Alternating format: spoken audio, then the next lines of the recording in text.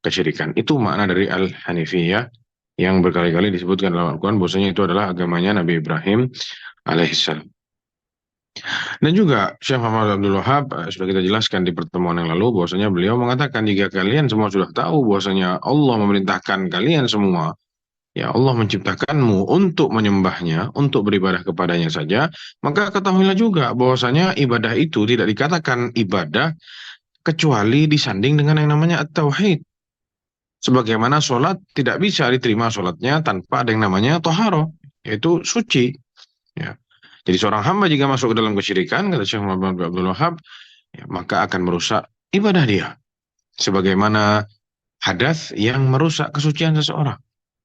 Dan juga kata Syekh, faida arafta, jika engkau tahu anna syirka, bahwasanya syirik, jika tercampur kepada amalan peribadatan seseorang, maka itu akan merusak amalan tersebut dan menggugurkan amalan tersebut. Wasara sahibuhu minal khalidina finnar, dan ya musyriknya, pelakunya, dia akan menjadi penghuni neraka yang kekal di dalamnya jika dia tidak bertobat kepada Allah Subhanahu wa taala atas dosa kesyirikannya. Ya. Arafta anna ahamma ma 'alaika ma'rifatu dzalik. Sekarang engkau sudah tahu kata Syekh bahwasanya kalau engkau sudah tahu itu, engkau sudah tahu betapa pentingnya ilmu ini. Betapa harusnya kita semua belajar tentang masalah ini agar Allah Subhanahu wa taala dapat ya menjauhkan kita semua dari ikatan atau jeratan setan yang setiap hari menggoda kita agar kita terjerumus ke dalam dosa syirik ini. Ya, syirik kepada Allah Subhanahu wa taala. Yang mana Allah Subhanahu wa taala berfirman, "Innallaha la yaghfiru an yushraka bihi wa yaghfiru ma duna dzalika liman yasha." Bahwasanya Allah Subhanahu wa taala tidak akan mengampuni dosa-dosa orang yang berbuat syirik kepadanya, wa yaghfiru ma duna dzalika, dan Allah Subhanahu wa taala mengampuni yang selain dosa syirik, ya, liman yasha, bagi siapa-siapa yang Allah kehendaki. Dan bagaimana supaya kita bisa tahu, supaya kita itu bisa dijauhkan dari yang namanya kesyirikan dan kita bisa terus berjalan di atas agama yang benar, di atas mentauhidkan Allah Subhanahu wa taala. Kata Syekh di sini, wa dzalika bi ma'rifati arba'i qawaida dzakaraha Allah taala fi kitabih.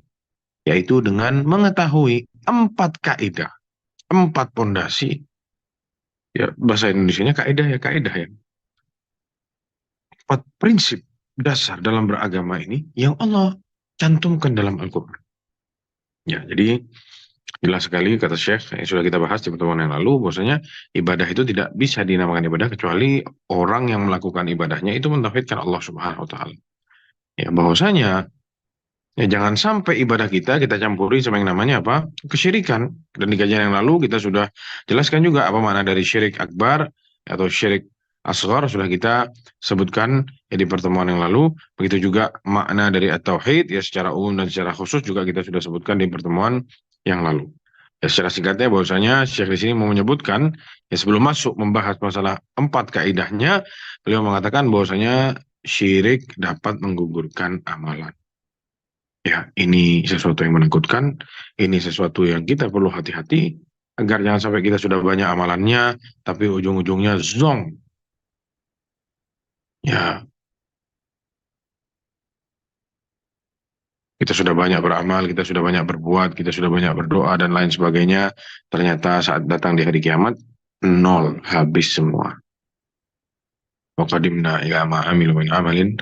Kata Allah SWT, dan kami datangkan ya atas apa yang sudah mereka amalkan dari semua amalan-amalan mereka itu, dan kami jadikan itu seperti debu yang bertebangan, ya habaan mansura, ya tidak ada artinya, habis semua. Alhamdulillah min dzalik. Ya. Lalu apa yang dapat membantu seorang hamba agar dia bisa tahu apa itu kesyirikan, bagaimana bahayanya, ya agar dia bisa berhati-hati dari yang namanya kesyirikan ini, dia harus tahu 4 kaidah. Kata Syekh di sini, arba'i qawaida dzakarahallahu taala fi kitabih. Ya, ada 4 kaidah yang Allah sebutkan dalam kitabnya. Tubayinu, kata Syekh Shalih Al-Utsaimin menjelaskan perkataan Syekh Muhammad Abdul Wahab, tubayinu halal musyrikin, yang mana 4 kaidah ini ya menjelaskan keadaan orang-orang musyrik yang Allah utus Nabi Muhammad SAW ke mereka. Wa ma kana yad'uhum ilaihi. Dan ya Allah mau kasih tahu apa dulu yang sama orang-orang itu, sama orang-orang kafir Quraisy itu disembah. Ya, agar kita semua tahu hakikat dari kesyirikan. Dan agar kita tahu bahwasanya agama Islam ini beda sama agamanya orang-orang musyrik. Dan ini adalah kaidah yang mau dijelaskan oleh Syekh Muhammad bin Abdul Wahab dalam tulisan singkatnya ini. Ya. Jadi tujuan dari kaidah ini atau tujuan dari kaidah-kaidah yang ditulis oleh Syekh Muhammad bin Abdul Wahab yaitu membedakan antara agamanya orang Islam sama agamanya orang-orang musyrik. Ya. Jadi ujungnya ada dua nanti. Yang pertama adalah mengetahui ya agama Islam yang dibawa sama Rasulullah SAW dan mengetahui keadaan orang musyrik yang Rasulullah diutus ya di zaman mereka. Saat kita sudah tahu ini, kita sudah tahu mana yang diajarkan Nabi dan mana musuhnya Nabi Muhammad SAW. Dan Syekh juga menyebutkan di sini, ya kaidah-kaidahnya ditopang dengan dalil-dalil, kebanyakan hampir semuanya dari Al-Quran saja. Ya meskipun juga ada nanti disebutkan dari Sunnah, ya tapi eh, kebanyakan atau Syekh Muhammad bin Abdul Wahab iktasara, ya memperinci, ya bukan memperinci tapi apa? Tidak memperpanjang, ya menyingkat ini semua, ya dengan ayat-ayat Al-Quran. Kenapa? Karena ayat Al-Quran sudah jelas adanya. Kalau hadis nanti dibilang, oh ini hadisnya bermasalah, hadisnya dhaif atau hadisnya tidak bisa diterima, bisa dibantah. Tapi kalau sudah ayat Al-Quran, ya tidak bisa ditolak. Siapapun itu, kaum muslimin tidak bisa nolak ini. Ya. Dan ini kebiasaan Syekh Muhammad Abdul Wahab dalam menulis kitab-kitabnya, memperbanyak dalil-dalil dari Al-Quran. Ya, karena sulit untuk digoncang ayat-ayat Al-Quran ini lain sama hadis-hadis yang mungkin masih bisa ada yang bilang, oh ini perawinya bermasalah, begini dan begitu. Ya, dan kita sekarang membahas apa maksudnya kaidah. Ya, qawaid al-arba. Kaidah-kaidah ya yang empat. Apa maksudnya kaidah?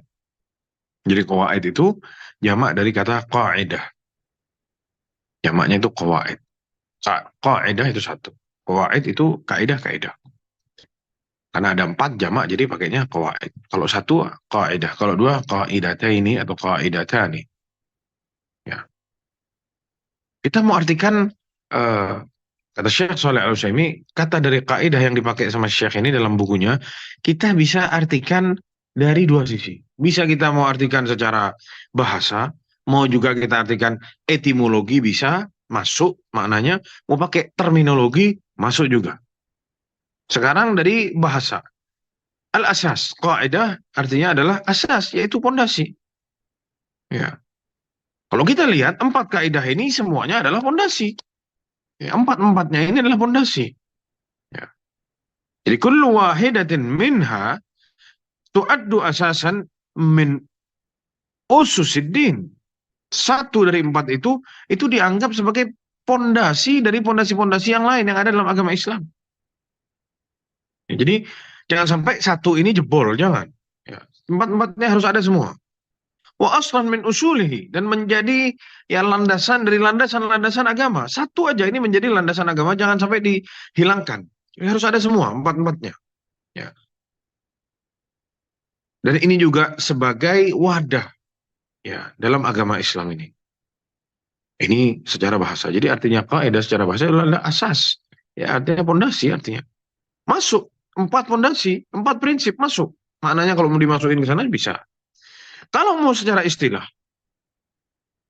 istilah dari kaidah itu ya adalah al-amr al-kulli al-muntabiqu ala juz'iyatin katsirah, yaitu perkara, itu satu perkara yang mencakup seluruh perkara-perkara yang banyak, ya bisa masuk ke dalam yang satu ini.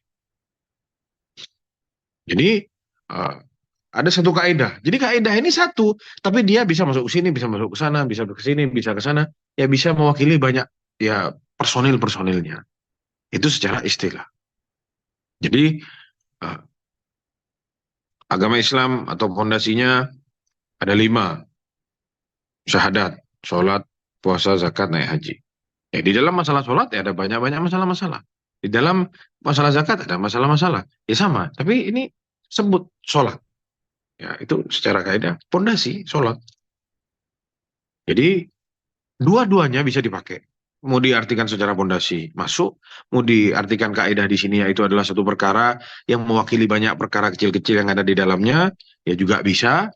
Ya, jadi itu dari makna kaidah yang disebutkan oleh Syekh Muhammad Abdul Wahab. Sekarang kita masuk ke kaidah yang pertama. Qala al-musannif rahimahullah, ya, al-musannif Syekh Muhammad Abdul Wahab mengatakan bahwasanya ya, al-qaidah al-ula أن تعلم أن الكفار الذين قاتلهم رسول الله صلى الله عليه وسلم مقرون بأن الله تعالى هو الخالق المدبر وأن ذلك لم يدخلهم إلى الإسلام atau fil Islam. Bahwasanya engkau harus tahu, kata Syekh Muhammad Abdul Wahab, bahwasanya orang-orang kafir Quraisy yang diperangi oleh Rasulullah SAW, yang didakwahi sama Rasulullah di zamannya itu, ya mukirrun, mereka itu semua mengakui bahwasanya Allah Subhanahu Wa Taala adalah sang pencipta dan yang mengurus seluruh pergerakan di alam semesta ini. Yang memberi rizki, ya, yang ngasih anak dan lain sebagainya. Mereka itu mempercaya itu, meyakini itu. Wa anna dzalika. Tapi itu semua belum memasukkan mereka ke dalam agama Islam. Dalilnya apa? Disebutkan dalilnya. Beliau tidak ngomong sembarangan. Ya, beliau tidak hanya asbun, ya asal ngomong saja. Tapi beliau mencantumkan dalil. Surat Yunus ayat 31. Allah SWT berfirman, Qul may yarzukukum minas sama'i wal ardi, amman yamliku as-sam'a wal absara, wa man yukhrijul hayya minal mayyiti, wa man yukhrijul mayyita minal hayy, wa man yudabbirul amr, fasayakuluna Allah. Fakul afala tatakun. Kul, katakan wahai Muhammad, tanya sama mereka, siapa yang memberi kalian rezeki ya, dari langit, ya, dari bumi, ya, siapa yang memiliki ya pendengaran-pendengaran, penglihatan-penglihatan, ya siapa yang ngasih orang-orang itu pendengaran, penglihatan, siapa? Siapa yang mengeluarkan dari benda hidup menjadi mati dan mengeluarkan dari yang mati menjadi benda hidup? Wa may yudabbirul amr, dan siapa yang ngurus juga seluruh ya urusan dalam semesta ini, siapa yang ngurus? Siapa memiliki otoritas dalam semesta ini semua? Tanyakan sama mereka Muhammad, dan Allah bilang, ya, fasayakulun Allah. Maka mereka akan menjawab, Allah Subhanahu wa Ta'ala. Ya, ini Allah yang bilang. Fakul afala tatakun. Maka katakan kepada mereka, tidaklah kalian bertakwa kepada Allah. Tidaklah kalian berhenti menyembah berhala-berhala ini. Kalau kalian sudah mengakui ini semuanya Allah yang buat, Allah yang menciptakan, kenapa masih menyembah berhala? Tanya sama mereka, wahai Muhammad. Lalu Syekh Shalih Al-Utsaimin menyebutkan, ya, maksud hadhil qaidah, maksud dari kaidah yang pertama ini, ya, beliau mau menjelaskan dua perkara. Perkara yang pertama, beliau menjelaskan bahwasanya orang-orang kafir yang ada di zamannya Rasulullah SAW, mereka itu mengakui yang namanya tauhid ar-rububiyah. Mana kita sudah jelaskan tauhid ada tiga, ya, ar-rububiyah, wal-uluhiyah, wal asma, was sifat. Ya. Loh, kenapa kok dibagi tiga? Ya, karena di Al-Quran kalau sama kita mau dicek, ya ujung-ujungnya keluarnya tiga. Jadi ada yang bilang, oh, agamanya sama kayak orang Nasrani, Trinitas, tauhidnya ada tiga. Na'udzubillah. Ya gampang. Kita bahas tauhid ada tiga ini, ya kita bagi tiga, tapi tiga-tiganya kita mau kasih tahu bahwasanya Allah itu satu. Ya, jadi tidak sama. Mereka itu milah-milah. Kalau orang Nasrani milah-milah, ya Tuhannya tidak satu. Kalau kita Tuhannya satu. Jadi kita bagi menjadi tiga supaya gampang belajarnya. Jadi sama kayak ada kolam, ya. Setiap yang mancing di situ dapatnya tiga ikan. Kalau bukan mujair, ikan nila, atau ikan mujair, nila, sama ikan apalah sebut namanya. Setiap mancing mesti antara tiga ini. Tidak pernah ada ikan keempat. Ya sama seperti ini. Setiap dicari nasihat dalam Al-Quran dan Sunnah, ya mesti keluar tiga. Allah menjelaskan rububiyahnya, bahwasanya dia adalah Maha Esa, mengatur seluruh alam semesta, yang menggerakkan seluruhnya ini, itu hanya Allah Subhanahu Wa Taala, itu adalah rububiyah, ya, yang menciptakan, memberi rezeki, ya mengatur, ngasih turun urusan di sini, yang ngasih rezeki orang di sana, menyelamatkan orang di sini, menyelamatkan orang di sana, itu semuanya Allah Subhanahu Wa Taala. Ya, ifradullah fi dzatihi wa af'alihi. Ya, mengesahkan Allah Subhanahu Wa Taala dalam zatnya Allah Subhanahu Wa Taala, tidak ada yang disandingkan sama Allah Subhanahu Wa Taala. Ya, wa af'alihi. Begitu juga perbuatan-perbuatan Allah Subhanahu Wa Taala. Itu dimaksud ya kepada rububiyah.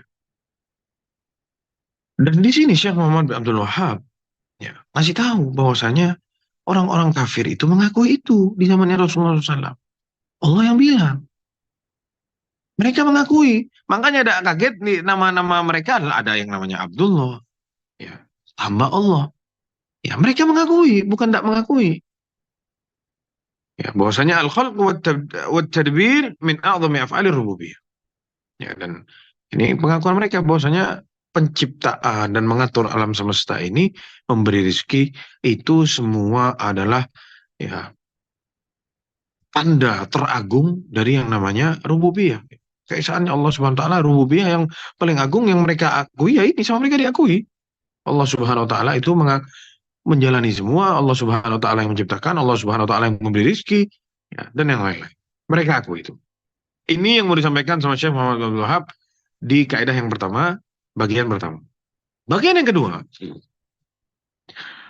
bahwasanya mereka ini hanya mengakui tauhid rububiyah saja. Ya. Dan itu belum memasukkan mereka ke dalam agama Islam. Tidak membuat darah mereka menjadi haram, tidak. Masih membuat darah mereka itu halal. Diperangi sama Rasulullah SAW. Karena sama Rasulullah juga mereka dianggap masih orang kafir, musyrik. Dan diperangi sama Rasulullah SAW. Kalau memang ya pengikraran mereka yang mengakui bahwasanya mereka, oh mereka kami akui bahwasanya kami hamba Allah, kami diberi rezeki sama Allah, ya yang ngatur alam semesta semuanya Allah. Ya kalau mereka mengakui itu sudah dibilang Islam, jadi siapa-siapa yang mengaku itu dibilang Islam, sama seperti kafir Quraisy. Ngapain sama Rasulullah SAW diperangi? Kenapa masih didakwahi sama Rasulullah SAW? Ada perang Badar, perang Uhud, ada perang Khandaq, dan yang lain-lain. Kenapa masih diperangi? Oh, mengakui kok. Allah yang mengatur alam semesta, Allah sang pencipta, Allah memberi rezeki, dan lain-lain. Mereka mengakui. Kenapa masih diperangi? Ini Syekh Muhammad Abdullah mau kasih tahu bahwasanya tauhid rububiyah mengakui ini saja, ini tidak cukup. Karena sama Nabi mereka masih diperangi, mereka masih dibilang kafir. Ya. Dan beliau mendatangkan tadi surat Yunus ayat 31. Allah yang ceritain, Allah yang bilang langsung. Dan di ayat ini juga melambangkan atau ngasih tahu kita dua hal. Yang pertama ngasih tahu kita bahwasanya mereka orang-orang kafir Quraisy itu mengakui bahwasanya rezeki yang memiliki otoritas langit dan bumi, mengatur semuanya itu adalah Allah SWT. Ini pengakuan mereka. Jelas sekali ayat ini. Ya. Dan apalagi kalau ditanya, mereka akan jawab itu. Kata Allah, "Fasayaqulun Allah." Mereka pasti bilang, kalau ditanya, pasti bilang Allah jawabannya. Ya. Sudah, kita tidak perlu cek apa betul, tidak perlu. Allah tidak kira bohong, Allah tidak salah di ayat ini. Ya. Tidak usah sama kita dicek dulu. Apakah betul Rasulullah tanya sama mereka? Meskipun kita tidak nemu, misalkan Allah Subhanahu Wa Taala atau Rasulullah tanya sama mereka, kita tidak pernah dengar jawabannya mereka langsung. Tapi kalau sudah Allah sebut dalam Al-Quran, sudah jamaah. Tidak mungkin salah ini. Ya. Dan juga saat mereka menjawab fasayaqulun Allah, ya ai yuthbituna lahu hadhil afrad. Ya, mereka mengakui ya maksudnya Allah semua yang mengatur alam semesta ini. Ya, ini hal yang pertama yang ada dalam ayat itu. Hal yang kedua yang ada dalam ayat bahwasanya fahuwa fi inkarillahi alaihim ibadata ghairi. Sekarang Allah Subhanahu wa taala dalam ayat ini mengingkari kenapa kok mereka itu masih menyembah selain Allah Subhanahu wa taala. Buktinya Allah SWT mengatakan di situ, fakul afala tattaqun. Katakanlah Muhammad, tidaklah kalian bertakwa kepada Allah SWT, takut kepada Allah. Ya katakan kepada mereka, wahai Muhammad, sampaikan hujah ini kepada mereka. Apakah kalian tidak bertakwa kepada Tuhan kalian yang sudah mengatur semua alam semesta ini, yang memberi kalian rezeki, yang menciptakan kalian? Kenapa kalian tidak bertakwa sama mereka, sama Allah SWT? Kenapa kalian tidak ikhlas beribadah hanya untuk Dia saja, hanya untuk Allah saja? Kenapa kok masih dibagi-bagi ke berhala-berhala yang ada ini? Ya. Dari sini Rasulullah SAW meminta mereka untuk pindah ke tauhid yang selanjutnya, tauhid al-uluhiyah. Dan tidak ada gunanya mereka kalau cuma pegang rububiyah saja. Ya, harus lengkap dong. Ya. Dan nanti ada penjelasannya di kaidah yang ketiga masalah al-uluhiyah. Ya, jadi ini adalah kaidah yang pertama bahwasanya kata Syekh Muhammad Abdul Wahab, ya kalian harus tahu bahwasanya orang kafir yang dulu didakwahi sama Nabi itu, mereka itu mengakui. Ya, la ilaha illallah, tidak ada Tuhan selain Allah Ya, kalau cuma ngomong begitu semua bisa. Tapi dia masih ya menyembah, berdoa, minta-minta ya kepada atau meminta sesuatu yang tidak bisa kecuali Allah yang bisa kasih kepada selain Allah Subhanahu wa taala. Ya, sama kayak orang-orang keadaannya orang kafir Quraisy. Asal mereka tahu sama mereka anaknya dikasih nama Abdullah. Meskipun nyembah berhala setiap hari. Tapi Allah utus Nabi di situ. Allah suruh Nabi ajak mereka. Salah. Ayo, sembahlah Allah semata. Tidak cukup pengakuan kalian tentang Allah Subhanahu wa taala. Ini tidak cukup. Meskipun kalian mengakui Tuhan semesta alam adalah Allah Subhanahu wa taala, kalian mengakui yang kasih rezeki Allah, yang menciptakan adalah Allah, yang ngatur langit, kasih hujan semua adalah Allah Subhanahu wa taala. Tidak ada gunanya kalau kalian masih menyembah kepada selain Allah Subhanahu wa taala, masih membagi peribadatan kepada selain Allah. Ini kaidah yang pertama. Ya, sampai di sini paham jamaah? Coba anak mau absen dulu, ada 34 orang. Siapa yang tidak paham bisa acungkan jari sebelum pindah ke kaidah yang kedua.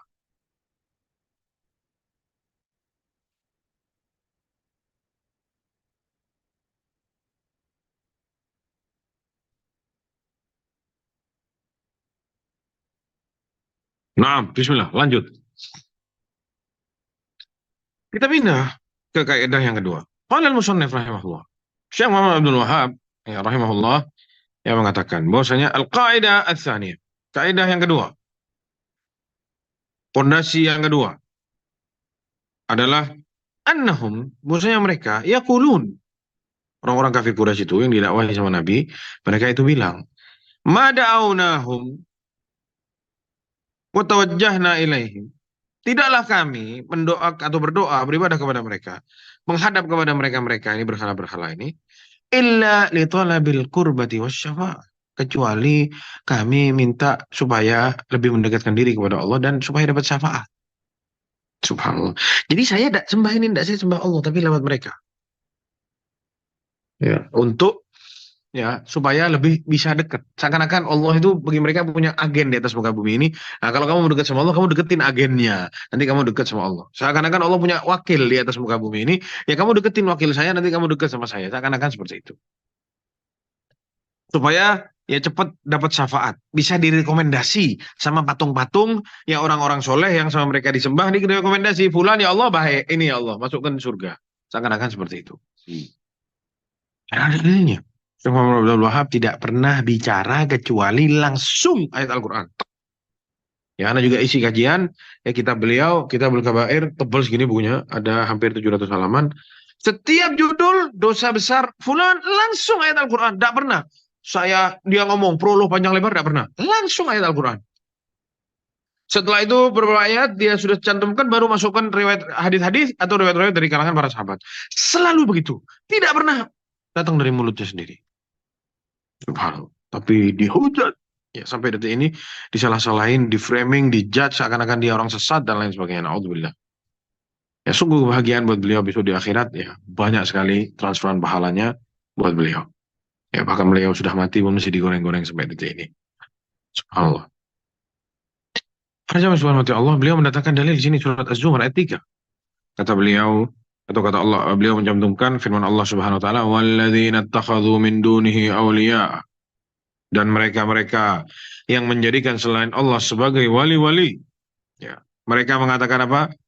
Ma na'buduhum illa liqarribuna ilallahi zulfa. Kami tidak beribadah kepada mereka, kami tidak menyembah mereka, kecuali yang kami mau supaya mereka mendekatkan ya kita kepada Allah dengan sedekat-dekatnya.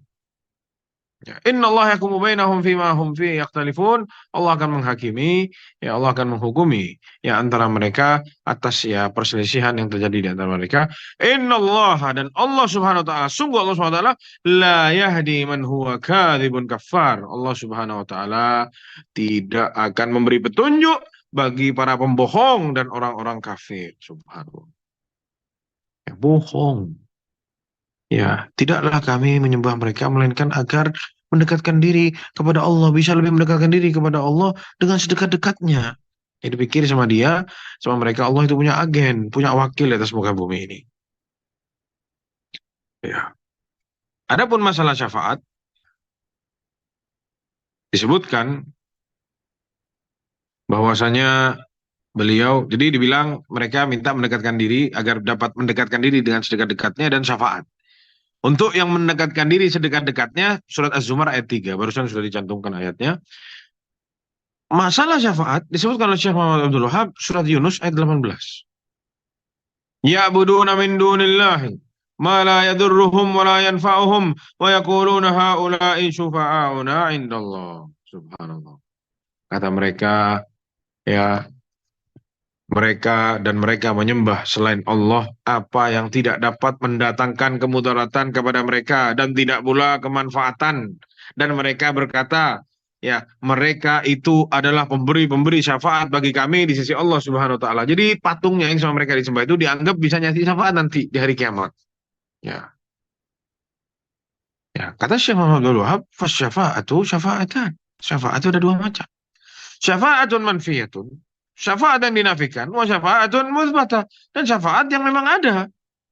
Ya. Adapun syafaat manfiyah, ya, syafaat yang dinafikan, yang tidak ada, maka tutlabu min ghairillah, yang diminta kepada selain Allah Subhanahu wa taala. Fi ma la yaqdiru alaihi illallah. Apalagi tidak bisa mereka lakukan ini, melainkan ini hanya Allah yang bisa. Diminta kepada selain Allah, padahal yang bisa hanya Allah Subhanahu wa taala. Mustahil. Ini sesuatu yang tidak ada. Ini katanya Syekh Muhammad Abdul Wahab. Dalilnya apa? Allah SWT berfirman, Ya ayuhalladzina amanu, anfiqu mimma razaqnakum, min qabli an ya'tiya yawmun la bay'un fihi wa la khullatun wa la syafa'ah, wal kafiruna humuz zalimun. Wahai orang-orang yang beriman, kata Allah SWT, anfiqu, infakkanlah apa yang sudah kami rezekikan kepada kalian. Sebelum datang hari yang tidak ada jual beli di sana, tidak ada sayang-sayangan lagi, ya teman akrab sudah tidak ada, wala syafa'ah. Tidak ada lagi syafaat-syafaat. Rekomendasi-rekomendasi. Tidak bisa. Wal kafiruna humudz zalimun. Dan orang kafir itu adalah orang-orang yang zalim. Ya, ini dalam, ya, ini ayat terakhir. Tak habis ayat ini, wal kafiruna humudz zalimun. Langsung, Allahu la ilaha illa huwal hayyul qayyum. Surat ayat kursi, atau ayat kursi, ya. Ini satu ayat sebelum ayat kursi. Subhanallah.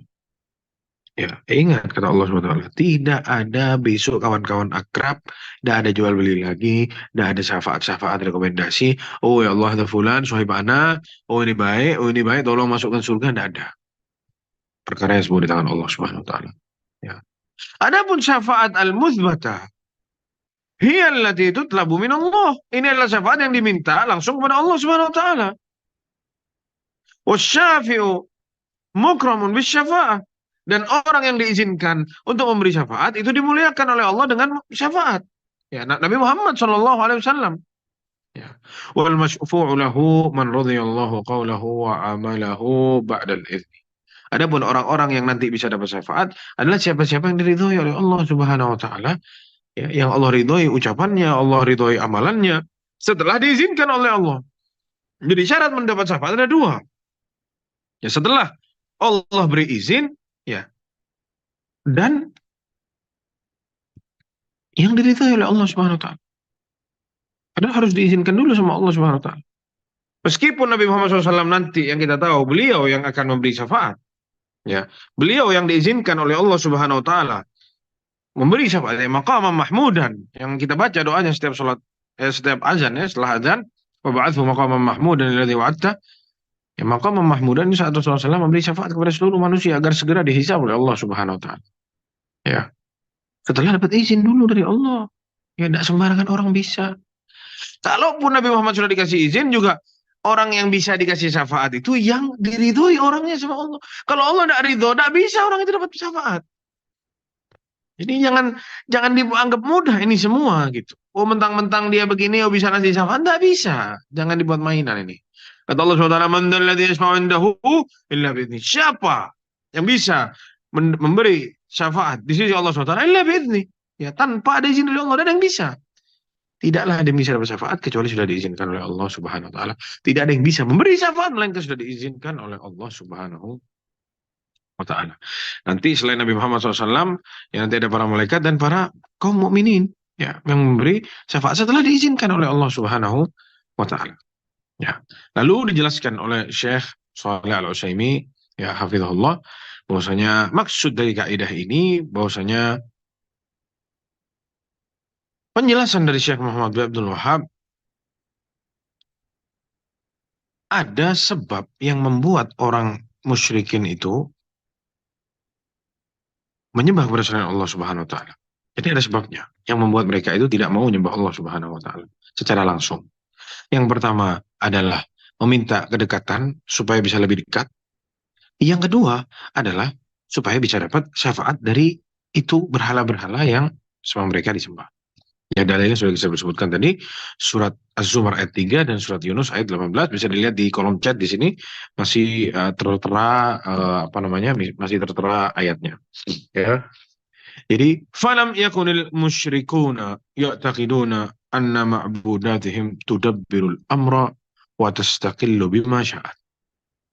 Maka sangat jelas bahwasanya orang-orang musyrik itu meyakini bahwasanya patung-patung yang mereka sembah itu tidak bisa ngurus seluruh perkara di alam semesta. Tidak bisa semena-mena melakukan apa yang mereka mau. Mereka meyakini itu. Walakinnahum, tapi mereka menyembah itu berhala-berhala agar mendapatkan dua hal yang sudah kita sebutkan tadi, syafaat dan kedekatan.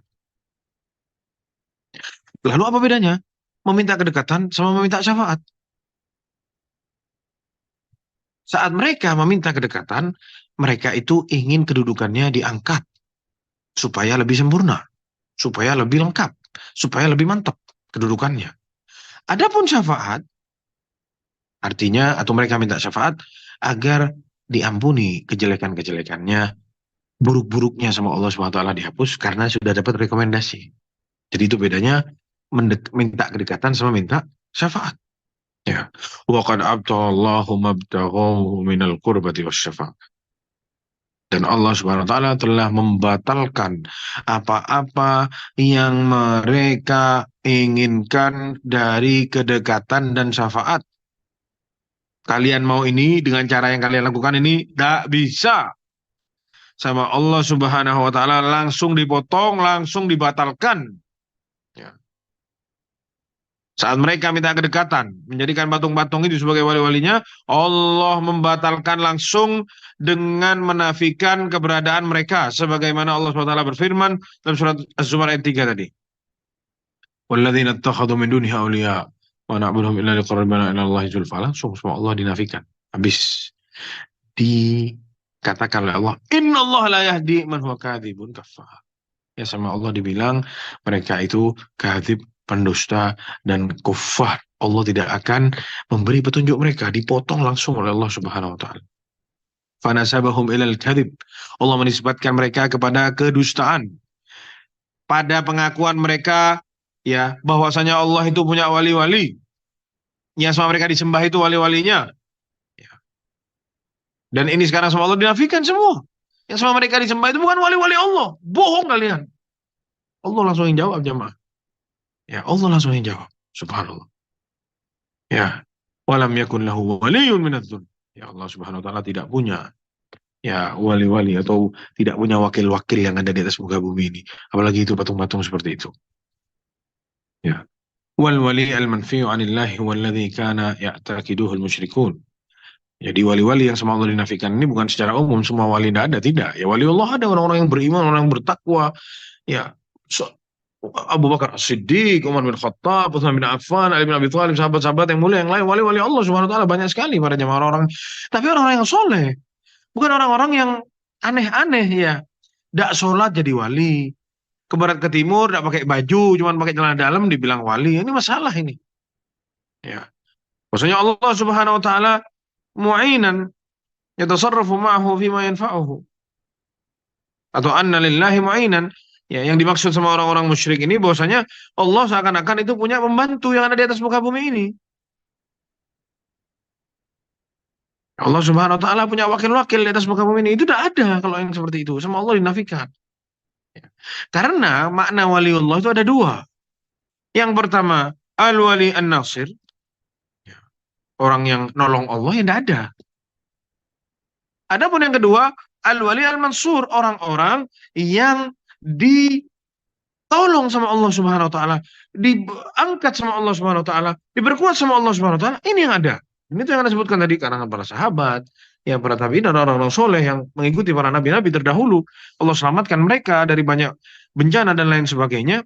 Ah, ini adalah wali-wali Allah. Tapi wali ditolong sama Allah. Bukan wali yang nolong Allah. Bantu Allah. Jadi wakilnya Allah di atas muka bumi. Tidak ada jamaah.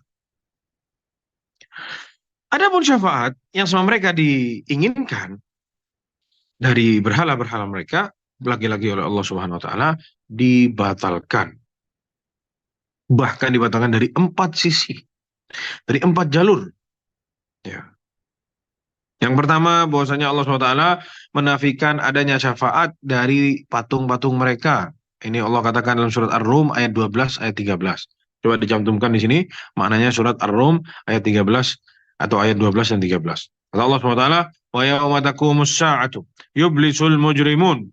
Saat kelak berdiri hari kiamat, yublisul mujrimun, orang-orang ya, yang jahat, penjahat, orang-orang zalim, orang-orang musyrik, ini semuanya gigit jari, semuanya menyesal. Walam yakun lahum syurakaihim syufa'a. Ya, yang sama mereka diharap. Ya, walam yakun lahum min syurakaihim syufa'a. Dan yang sama mereka diharap bisa ngasih syafaat. Nanti saat waktunya mereka harap mereka semua berlepas diri, ya tidak bisa ngasih syafaat apa-apa.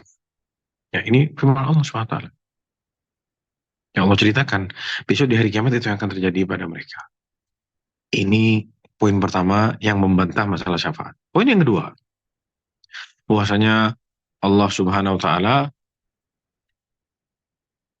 kasih tahu bahwasanya patung-patung yang mereka sembah itu tidak punya otoritas sama sekali urusan syafaat.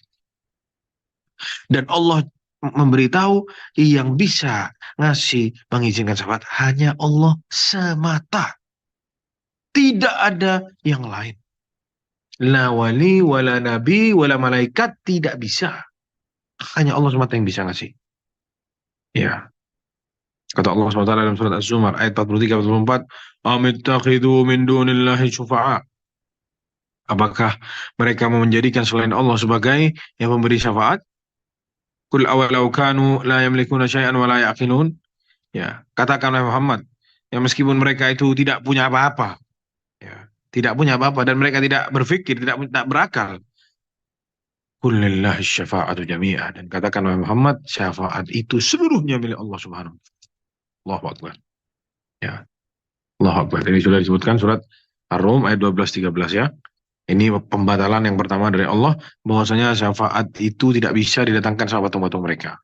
Ya, bahwasanya pada hari ketika terjadi kiamat, orang-orang yang berdosa, orang-orang musyrik itu terdiam, berputus asa, yang menyesali semuanya, dan tidak mungkin ada pemberi syafaat, ya, tak ada penolong bagi mereka dari berhala-berhala mereka yang sama mereka dulu disembah, sedangkan mereka mengingkari berhala-berhala mereka itu. Ya. Jadi sama mereka besok berhalanya pun diingkari para jamaah sekalian. Subhanallah. Lalu coba dicantumkan lagi surat Az-Zumar ayat 43 dan 44 maknanya. Yaitu pembatalan yang kedua, bahwasanya otoritas yang punya hak urusan syafaat ini hanya Allah semata, tidak ada yang lain. Surat Az-Zumar ayat 43 44 sudah kita baca, coba dicantumkan di sini maknanya. Yang selanjutnya, yang ketiga, masalah syafaat ini dibantah bahwasanya tidak bisa orang yang sudah diizinkan untuk memberi syafaat itu ngasih syafaat kecuali sudah diizinkan sama Allah dan diridhoi oleh Allah Subhanahu wa taala. Allah SWT berfirman dalam surat Saba ayat 23. Surat Saba ayat 23. Wala tanfa'us syafa'atu 'indahu illa liman adina lahu. Tidak bermanfaat syafaat-syafaat itu ya di sisi Allah Subhanahu wa taala kecuali bagi siapa yang sudah Allah izinkan baginya. Kalaupun sudah pegang syafaat, sudah diizinkan. Kalau ya sudah pegang nih, sudah diizinkan, silahkan kamu kasih syafaat. Tapi Allah tidak izinin, ya percuma, tidak bisa. Dan juga Allah SWT berfirman dalam surat An-Najm ayat 26. Yang setelahnya yang belum dicantumkan, cantumkan surat Saba ayat 23. Ya. Lalu surat An-Najm ayat 26. Allah SWT berfirman. Ya, Allah Subhanahu wa taala berfirman, "Wa kam min malakin fis samawati la tughni syafa'atuhum syai'a." Berapa banyak malaikat-malaikat di langit samawat, langit-langit yang banyak itu berlapis-lapis. Ya, la tughni syafa'atuhum syai'a. Ya, yang syafaatnya tidak berguna sama sekali. Illa min ba'di ayya'dhanallahu liman yasha'u wa yardu. Ya, kecuali setelah Allah beri izin bagi siapa-siapa yang Allah kehendaki dan bagi siapa-siapa yang Allah ridhoi. Kalaupun malaikat sudah diizinkan sama Allah ketika kasih syafaat, kalau Allah tidak kasih, jangan kamu kasih syafaat ke dia. Tidak bisa. Kalau Allah tidak ridho, ada satu hamba dapat syafaat, tidak bisa dapat syafaat. Berat masalah syafaat. Itu ya pembatalan yang ketiga. Yang pertama tadi Allah menafikan ya bahwasanya patung-patung mereka itu tidak bisa memberi syafaat. Ya. Yang kedua Allah Subhanahu wa taala menafikan otoritas ya syafaat ya. Itu hanya milik Allah saja. Semua Allah dinafikan dari selain Allah Subhanahu wa taala. Yang ketiga, ya Allah Subhanahu wa taala menafikan bahwasanya atau Allah Subhanahu wa taala mengasih tahu tidak mungkin ada orang yang bisa memberi syafaat kecuali setelah diizinkan oleh Allah Subhanahu wa taala. Ya, izin. Dan yang keempat, ibtalun tifa'il kafirin bi syafa'atis syafi'in. Dan lebih parahnya lagi, Allah SWT membatalkan orang-orang kafir ya dari yang namanya syafaat. Jangankan yang kafir, yang mungkin muslim saja, kalau sama Allah tidak diizinkan syafaat, belum tentu bisa. Sekarang Allah batalkan kamu orang-orang kafir, tidak mungkin diizinkan syafaat. Tidak mungkin bisa dapat syafaat. Ya. Allah SWT berfirman dalam surat Al-Muddathir ayat 48 ya. Coba dicantumkan Al-Muddathir ayat 48. Fama tanfa'uhum syafa'atus syafi'in, maka tidak akan ada gunanya bagi mereka syafaat dari orang-orang yang beri syafaat. Tidak ada gunanya. Tidak bisa. Allah tidak kasih izin orang-orang kafir untuk menerima syafaat. Alhamdulillah. Jadi dibantah dari 4 sisi ya bantahan masalah syafaat ini. Jadi wasyafa'atul lati yadhkuruha al-mutakallimun fi abwabil i'tiqad yuriduna biha syafa'at indallah. Ya, jadi kita harus tahu syafaat yang sering disebut-sebut ya dalam masalah-masalah akidah yang dimau sama mereka itu adalah syafaat yang ada di sisi Allah Subhanahu wa taala. Yang mana diartikan secara syariat bahwasanya su'alus syafi'i lillah atau su'alus syafi'i atau su'alus syafi'i lillah atau lillah husulu naf'in atau lihusuli naf'in lil masyfu'i lahu. Wan naf'u yatadammanu jalbi khairi atau jalba khairin lahu atau daf'a dhurrin anhu. Jadi secara syariat kita harus tahu makna dari syafaat itu apa. Makna dari syafaat itu permintaan seorang yang sudah diizinkan memberi syafaat kepada Allah Subhanahu wa taala. Ya. Saat kayak Nabi Muhammad SAW, dia minta kepada Allah Subhanahu wa taala supaya bisa diberi izin dia mau kasih syafaat. Ya. Untuk mendatangkan manfaat bagi orang-orang yang mau diberi manfaat, yang mau diberi syafaat. Pahamnya, Mas? Jadi, saat seseorang yang diberi syafaat ini, yang diberi izin untuk memberi syafaat, meminta kepada Allah agar orang-orang yang mau dikasih syafaat itu bisa dapat kebaikan. Ya, seperti misalkan presiden bilang ke salah satu petugasnya di Istana Negara, ya siapa yang mau saya kasih izin kamu untuk merekomendasi seseorang. Siapa yang kamu rekomendasi? Oh, saya rekomendasi fulan, fulan, fulan, misalkan. Ya, saya rekomendasi apa? Fulan, fulan, fulan. Ya ini, saat sudah dikasih izin dia merekomendasi seseorang agar mendapat kebaikan, ya itu kurang lebihnya seperti itu, syafaat. Ya kalau bahasa kita rekomendasi, kurang lebih seperti itu. Ya, jadi wanaf'u yadhammanu jalba khairin lahu, yang mana manfaat yang dimaksud adalah mendatangkan kebaikan buat dia atau menolak kemudaratan buat dia. Begitu juga disebutkan di sini. Tadi wali ada 2. Wali yang dinafikan sama wali yang memang ada. Sama syafaat juga ada. Syafaat yang dinafikan yang tidak ada, yang tidak boleh, sama syafaat yang ada. Syafaat yang dinafikan di sini adalah syafaat-syafaat yang dinafikan sama Allah dari berhala-berhala tersebut. Syafaat-syafaat yang kosong dari izin dari Allah dan dari ridho Allah Subhanahu wa taala. Yang dinafikan oleh Allah Subhanahu wa taala. Seperti apa? Syafaat patung-patung tadi dinafikan oleh Allah Subhanahu wa taala. Tadi kasih izin sama Allah, tidak diridhoi sama Allah, tidak bisa. Ya. Begitu juga orang yang mau dikasih syafaat. diridhoi atau diizini tidak sama Allah. Kalau orang-orang kafir maka ini dinafikan, tidak bisa mereka dapat syafaat. Jadi dari dua sisi, orang yang mau dikasih syafaat yang bisa mengemban dibolehkan untuk memberi syafaat ini dulu, boleh atau tidak. Tapi Muhammad nanti dikasih sama Allah. Tapi patung-patungnya sama mereka disembah, apakah dikasih sama Allah? Tidak. Ini yang pertama. Yang kedua, objeknya yang mau dikasih syafaat. Siapa? Orang kafir. Dinafikan sama Allah. Orang kafir tak bisa dapat syafaat. Ya. Dan juga di sini Syekh Muhammad Abdul Wahab dikatakan Syekh oleh Utsaimin bahwasanya beliau mencantumkan ayat alladzina amanu anfiqu mimma razaqnakum ya surat Al-Baqarah tadi ayat 254 ini sebagai dalil bahwasanya syafaatnya mereka itu dinafikan oleh Allah Subhanahu wa taala. Ya. Wala syafa'ah. Tidak ada syafaat-syafaatan. Wal kafiruna humudz zalimun. Orang kafir itu adalah orang zalim, tidak bisa dapat syafaat. Ya. Itu syafaat yang pertama, syafaat yang dinafikan. Ya. Dari segi yang akan diberi izin untuk memberi manfaat sudah tidak bisa, berhala-berhala itu mustahil. Dan dari segi objeknya yang mau dikasih syafaat orang-orang musyrik, orang-orang kafir juga tidak bisa dikasih syafaat. Ini dinafikan semua. Subjeknya dan objeknya semuanya dinafikan. Yang kedua adalah syafaat yang musbatah, syafaat yang ada. Ya. Yaitu syafaat-syafaat yang oleh Allah memang ada sama Allah diwujudkan bagi siapa-siapa yang Allah kehendaki. Ya. Yang mana syafaat ini adalah syafaat musbatah, yaitu syafaat al-muqtarinatu biidznillahi wa ridha. Syafaat yang disanding dengan izin Allah dan ridha Allah Subhanahu wa taala. Yang mana ini juga dilihat dari dua sisi. Ya, syafaat yang sama Allah diberikan kepada orang yang akan diizinkan memberi syafaat. Sebagaimana kita tahu syafaatnya Nabi Muhammad SAW nanti di akhirat. Begitu juga syafaat yang sama Allah diwujudkan untuk yang akan diberi syafaat. Yang tadi akan diberi izin untuk memberi syafaat, sekarang akan diberi syafaat. Diberi syafaat sama Nabi. Ya. Sebagaimana Rasulullah berfirman atau Rasulullah SAW bersabda, ya, salah satunya syafaat yang akan ada nanti diberi izin oleh Allah SWT untuk diberi syafaat adalah para pelaku dosa besar bagi umatnya Rasulullah SAW.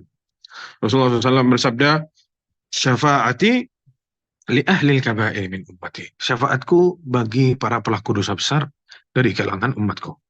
Ya, begitu juga Syekh Muhammad Abdul Wahab di sini menyebutkan ya dalam surat Al-Baqarah ayat 255 ya man dzalladzi yashfa'u indahu illa bi'idznih surat ayat atau ayat kursi ya. Ini sebagai dalil bahwasanya syafaat itu ada. Ya. Siapa yang bisa memberi syafaat kecuali setelah diizinkan oleh Allah. Berarti ada syafaatnya. Ya, sangat jelas di sini syafaat ada, tapi apa? Diizinkan sama Allah. Diridhoi oleh Allah Subhanahu wa taala. Ya. Jadi tidak ada yang bisa memberi syafaat. Siapapun itu yang mengklaim dirinya bisa memberi syafaat, minta sama dia dalil. Apa dalilnya? Kalau Rasulullah SAW sangat jelas, hadisnya sahih. Ya kata Rasulullah, ana laha. Ya, ana yang bisa kata Rasulullah SAW. Ya, saat itu Rasulullah SAW sujud kepada Allah Subhanahu Wa Taala, ya, sujud yang sangat lama. Ya Rasulullah SAW dikatakan dia memuji Allah Subhanahu Wa Taala dengan pujian-pujian yang tidak pernah Rasulullah sebutkan di sebelum waktu itu. Dan ini juga melambangkan apa? Bahwasanya nama-nama Allah itu tidak hanya yang ada 99 saja, tapi masih banyak yang belum Allah buka ya bagi kita semua. Yang 99 ini yang sudah Allah kasih tahu kita. Ya. Nanti Rasulullah gunakan itu semua, Allah bukakan kepada Rasulullah ya, untuk memuji-muji Allah SWT dalam sujudnya, dan kelak Allah SWT mengatakan akan dikatakan kepada Rasulullah, ya Muhammad, irfa' ra'sak, angkat kepalamu, wasal tu'atah. Minta. Ya, minta akan aku beri kata Allah SWT. Washfa' tu syafa'. Ya. Washfa' tu syafa'. Berilah syafaat. Ya, engkau sudah diizinkan untuk memberi syafaat. Jadi, ya sangat jelas para jamaah ini bukan main-main. Ya besok mereka atau kita semua di hari kiamat, para manusia kelak di hari kiamat akan datang ke Nabi Adam. Ya wahai Adam, ya ini sampai kapan kita berdiri di padang mahsyar tidak dihisab oleh Allah Subhanahu wa taala? Ya tolong minta kepada Allah, engkau ayah kami, engkau nenek moyang kami, engkau manusia pertama, Allah ciptakan engkau dengan kedua tangannya. Ya Allah masukkan engkau ke dalam surga. Ya tolong minta sama Allah Subhanahu wa taala agar kita dipercepat ini hisabnya. Kata Nabi Adam apa? Anak pernah bikin dosa. Dosa yang tidak pernah ada orang yang membuat dosa yang membuat Allah marah. Yang mana tidak pernah Allah marah setelahnya dan sebelumnya seperti itu. Idhabu ila ghairi, pergi ke yang lain. Coba pergi ke Nabi Nuh. Ya, mereka akhirnya pergi ke Nabi Nuh alaihissalam. Nabi Nuh alaihissalam juga bilang hal yang sama. Ya, saya pernah bikin Allah marah. Ya, marah yang tidak pernah sebelumnya seperti itu dan setelahnya seperti itu. Pergi ke yang lain, coba pergi ke Nabi Ibrahim. Nabi Ibrahim pun sama bilang demikian. Disuruh pergi ke Nabi Musa. Nabi Musa juga sama bilang demikian. Nabi Isa juga tidak bisa. Akhirnya saat datang Rasulullah, kata Rasulullah adalah ya Nabi Adam, Nabi Nuh, Nabi Ibrahim, Nabi Musa, Nabi Isa, semuanya angkat tangan. Tidak bisa. Tapi Rasulullah SAW yang bilang apa? Adalah aneh bisa, kata Rasulullah SAW. Akhirnya Rasulullah sujud dengan sujud yang sangat lama. Akhirnya semua Allah diberi izin. Ya. Saat Rasulullah angkat kepalanya jamaah, diberi izin oleh Allah. Langsung yang keluar dari mulutnya beliau. Ya Allah, ummati. Umatku ya Allah. Ya Allah, umatku ya Allah. Ya. Jadi cintanya Rasulullah kepada kita semua bukan hanya di dunia saja jamaah. Sampai akhirat beliau saat sudah diizinkan untuk memberi syafaat langsung yang keluar dari lisannya, ya Rabb ummati, ya Allah umatku ya Allah. Ya jangan sampai ada yang diazab ya Allah. Subhanallah. Ya. Sallallahu alaihi wasallam. Maka pada jamaah subhanahu Allah sangat jelas ya bahwasanya syafaat ada syafaat yang dinafikan dan syafaat yang memang ada. Begitu juga syafaat yang dinafikan dari dua sisi, dari subjeknya, dari objeknya. Sekarang syafaat yang diizinkan sama Allah juga ada dua, subjeknya dan objeknya. Yang akan diberi syafaat oleh Allah Subhanahu Wa Taala diizinkan itu Rasulullah SAW. Ya, sebagaimana yang kita tahu, salah satunya siapa? Rasulullah Shallallahu Alaihi Wasallam. Begitu juga yang diizinkan oleh Allah dari kalangan para hambanya. Salah satunya yang disebut oleh Rasulullah. Syafaati, syafaatku li ahli kabari min ummati. Dari kalangan orang-orang pelaku dosa besar dari umatku. Dari kalangan para muwahhidin. Mentauhidkan Allah Subhanahu Wa Taala. Cuma terjerumus dalam dosa-dosa besar. Belum sempat untuk bertobat. Ya. Bukan orang-orang pelaku kesyirikan. Tidak sempat tobat terus mau dikasih syafaat. Ya. Tidak bisa. Maka al-musannif rahimahullah. Dan di sini musannif rahimahullah. Syekh Muhammad Abdul Wahab juga menyebutkan. Ya, surat Al-Baqarah tadi. Ayat atau ayat kursi. Ya, ini sebagai dalil bahwasanya ada syafaat setelah diizinkan oleh Allah Subhanahu wa taala. Dan sangat jelas di sini perbedaan antara syafaat yang memang ada dan syafaat yang sama Allah dinafikan. Ya. Sebagaimana disebutkan oleh Syekh Muhammad Abdul Wahab, bahwasanya syafaat yang dinafikan adalah makanat tutlabu min khairillah yang diminta dari selain Allah Subhanahu wa taala. Fima la yaqdiru alaihi illallah. Ya, atas apa-apa yang tidak ada yang mampu kecuali hanya Allah saja yang mampu. Ya, ini sudah jelas syafaat yang salah, syafaat yang dinafikan. Wa qauluhu syafa'atul mutsbatah dan juga Syekh Muhammad Abdul Wahhab rahimahullah mengatakan adapun syafaat yang ada betul memang ada allati tutlabu min Allah itu adalah yang diminta dari Allah Subhanahu wa taala bukan diminta sama patung-patung. Kata Syekh Shalih Al-Utsaimin wa madarun nafi wal itsbati fi syafa'ati ala amrayn. Maka urusan syafaat ini ada dinafikan atau tidaknya, maka kembali ke dua hal. Yang pertama adalah izin dari Allah dan ridho dari Allah Subhanahu wa taala. Tidak diizinkan, ya sudah tidak bisa. Tidak diridhoi, ya sudah berarti tidak bisa. Ya. Fama an-nafi yakunani mani'ina minha. Ya. Jadi yang dinafikan adalah memang sudah yang terlarang dari syafaat tersebut. Adapun yang diizinkan oleh Allah atau yang memang ada syafaat yang memang ada yaitu berarti yang sudah ya mencapai dua syaratnya, sudah memenuhi dua syaratnya, izin dan ridho dari Allah Subhanahu wa taala. Waqtasar al-musannif rahimahullah ala dalil ishtirat al-idzn ya dan juga di sini Syekh Muhammad Abdul Wahab menyebutkan dalil dari pensyaratan izin ya sebagaimana kita baca ayatnya tadi ya illa biizni ya kecuali dengan izin Allah Subhanahu wa taala la imkanin dirajir ridha fihi. Ya. Kenapa kok yang dikasih dalil izin saja? Ya, karena izin eh, tidak ada derajatnya. Izin itu iya izinkan atau tidak diizinkan. Ya kenapa kok tidak ridho dibahas juga? Kenapa? Karena ridho bisa ridho sekali, ini ridho banget, ini kurang-kurang ridho sedikit tapi diridhoi ya. Karena ridho masih ada ya sifat seperti itunya. Jadi beliau mendatangkan hadis atau ayat-ayat yang berbicara dengan atau masalah izin saja. Ya, karena izin itu izin iya atau tidak. Tidak ada yang saya setengah izin tidak bisa. ya harus izin atau tidak. Tapi kalau ridho ya bisa indiraj, ada apa namanya, ada kelasnya dari ridho. Fa inna Allah idza radiya 'anil masyfu'i lahu adina lisyafi' wa adinahu lahu atau wa idnuhu lahu yakunu ma'a ridahu anhu. Jadi jika Allah Subhanahu wa taala ya meridhoi seseorang untuk diberi syafaat, maka Allah akan beri izin untuk orang yang pegang syafaatnya itu untuk memberi syafaat kepada dia.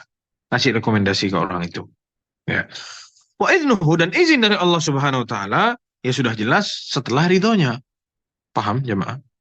Jadi kalau Allah ridho kepada seseorang, maka Allah akan memerintahkan atau memberi orang yang sudah pegang nih, yang megang syafaat dia, Rasulullah SAW yang megang, untuk memberi syafaat kepada orang tersebut. Jika Allah ridho kepada orang itu. Jadi di sini, kalau sama kita dibalik, berarti izin dari Allah Subhanahu wa Ta'ala itu bersanding dengan ridho Allah Subhanahu wa Ta'ala. Wa qurina fi qawlihi ta'ala. Dan juga di sini disebutkan disanding antara ridho sama izin di satu ayat. Dalam surat An-Najm ayat 26 sudah ada tadi ya maknanya, wa kam min malakin fis samawati la tughni syafa'atuhum syai'an illa min ba'di ay ya'dzana lahu Allah, atau illa min ba'di ay ya'dzana Allahu liman yasha'u wa yarda. Jadi ya berapa banyak malaikat-malaikat di langit yang tidak ada guna syafaatnya, tidak berguna sama sekali kecuali setelah diizinkan oleh Allah SWT bagi siapa-siapa yang Allah ridhoi. Izin, ridho. Kalau sudah diridhoi, insya Allah sudah diizinkan. Ya, wahudhifa, ya, atau disebutkan di sini juga wasyafi'u mukramun bisyafa'ah, ya bahwasanya orang-orang yang dikasih izin untuk memberi syafaat itu adalah kemuliaan dari Allah Subhanahu wa taala ya dengan diberi syafaat ini. Sebagaimana dikatakan oleh Syekh Muhammad Abdul Wahab tadi, fallahu mutafaddilun biha alaihi ikraman lahu, yang mana inilah keutamaan dari Allah, kebaikan dari Allah kepada siapa yang Allah kehendaki, Allah memuliakan orang tersebut. Ya, dan perkataan beliau mukram ya atau ya mukram bitakhfifir ra wa yajuzu tasdiduha, bisa mukram bisa mukarram sama ya, wal masmu'u li fi riwayat al-kitab al-awwal, dan bisa betul bacaannya sama, bisa mukarram bisa mukram.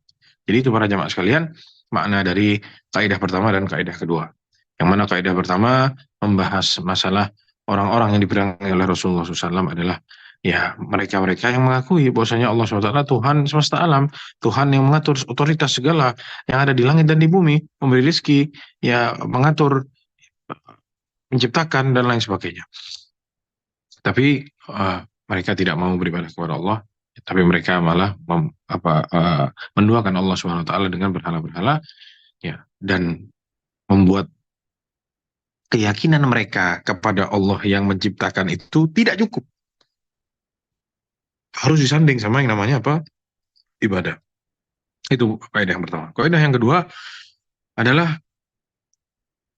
mereka beralasan persembahan mereka kepada patung-patung itu bukan karena nyembah. Bukan karena patung-patung ini bisa melakukan segalanya, bukan. Tapi mereka berharap apa? Mendekatkan diri dan mengharap syafaat. Ini juga membuat mereka semua apa? Dilabeli dengan label kafir dan musyrik oleh Rasulullah Shallallahu Alaihi Wasallam. Ini dua pondasi besar. Ya, nanti ada kuat erat kaitannya dengan kaidah yang ketiga dan yang keempat. Mungkin ini bisa saya sampaikan. Ya, Allah Taala alam. Sallallahu Alaihi Muhammad wa alihi wasallam. Anda serahkan kepada moderator. Fadhal. Insyaallah, alhamdulillah. Jazakallahu khairan Ustaz atas pemaparan materi malam hari ini. Kaidah pertama dan kedua, sebagaimana yang kita simak, semoga bermanfaat dan menguatkan iman dan Islam kita. Selanjutnya kami persilahkan kepada jemaah yang mungkin ingin berdiskusi terkait materi malam hari ini atau ada yang ditanyakan seputar tema hari ini ataupun masalah agama Islam. Kita ada waktu untuk sesi tanya jawab bersama Ustadz. Kami persilahkan untuk raise hand, bisa langsung bertanya kepada Ustadz atau via chat juga bisa kami bacakan. Assalamualaikum.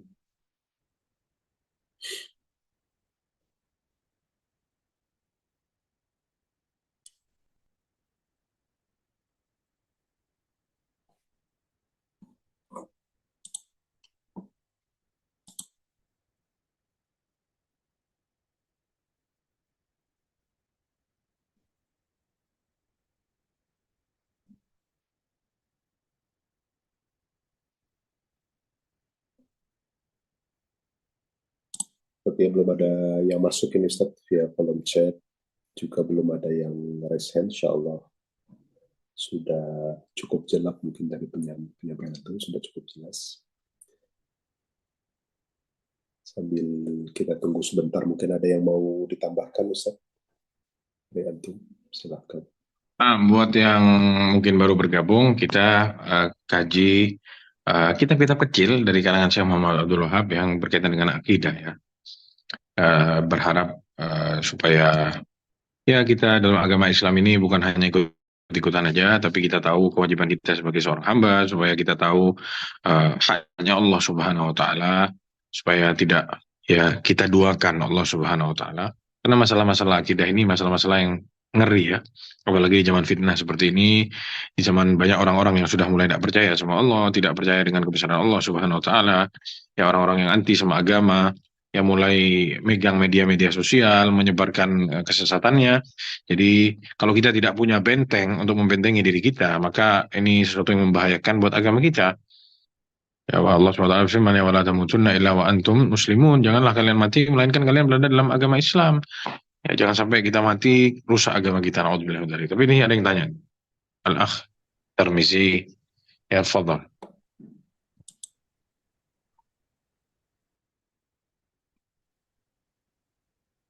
Silakan.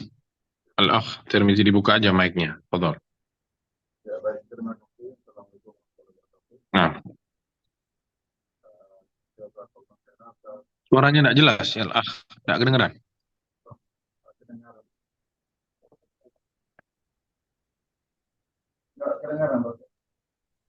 Iya, tapi tidak jelas suaranya. Maaf, ini sudah kedengaran Pak Ustaz? Sudah, jelas sekali sekarang. Fadhal. Alhamdulillah. Terima kasih jazakallah khairan atas tausiah yang sudah diberikan oleh Pak Ustadz. Pak Ustadz mau menanyakan terkait dengan tawasul. Mungkin bisa dijelaskan kepada kami untuk menambah ilmu kami. Apakah tawasul itu apa arti tawasul dan bagaimana kalau kita mau mengimplementasikan di kehidupan di sehari-hari kita. Mungkin demikian pertanyaan dari kami. Terima kasih. Assalamualaikum warahmatullahi wabarakatuh. Nah, ya. Tawasul itu maksudnya ada wasilah ya antara kita sama Allah SWT. Contohnya ini digunakan saat kita mau berdoa, misalkan membutuhkan sesuatu dari Allah SWT. Dan ini yang disunahkan itu ada dua.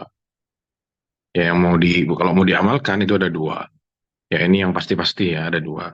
Tawasul dengan amal soleh, atau bisa tiga ya, nanti bisa kita sebutkan yang ketiga.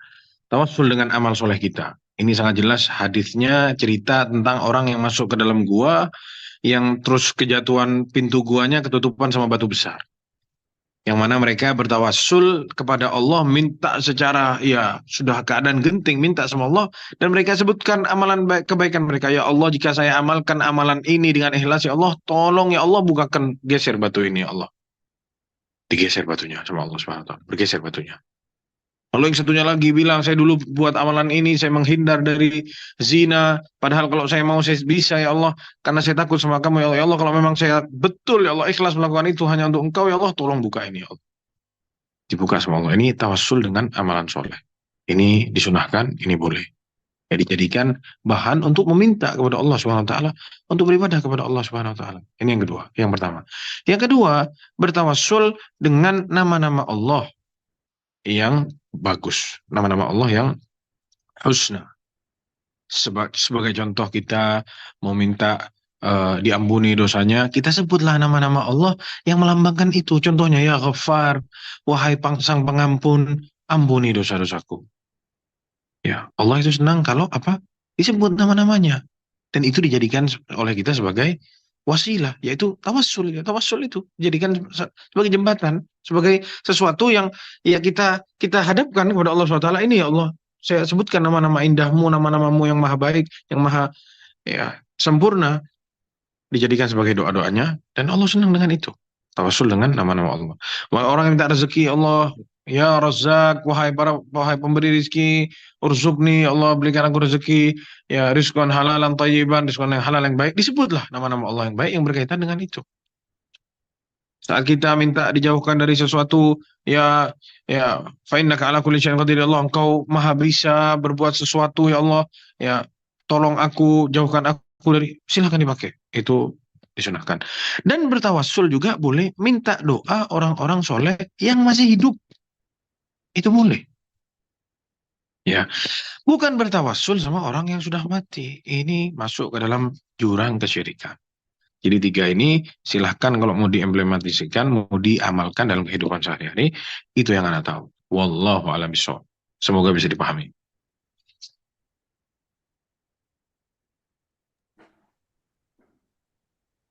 Masya Allah, jazakallahu khairan pada Tarmizi yang bertanya. Insya Allah bermanfaat juga Ustadz atas penjelasannya. Selanjutnya kami persilakan kembali pada jamaah yang mungkin ingin bertanya langsung, bisa langsung raise. Selanjutnya ini ada yang masuk via chat. Sebentar. Baik, agak di luar tema ini, coba kami bacakan, Ustaz. Saya qadarullah sakit radang atau batuk keras sampai 2 pekan lebih. Bagaimana hukumnya tidak sholat ke masjid karena khawatir mengganggu jamaah? Mungkin ini yang pertama, Ustaz.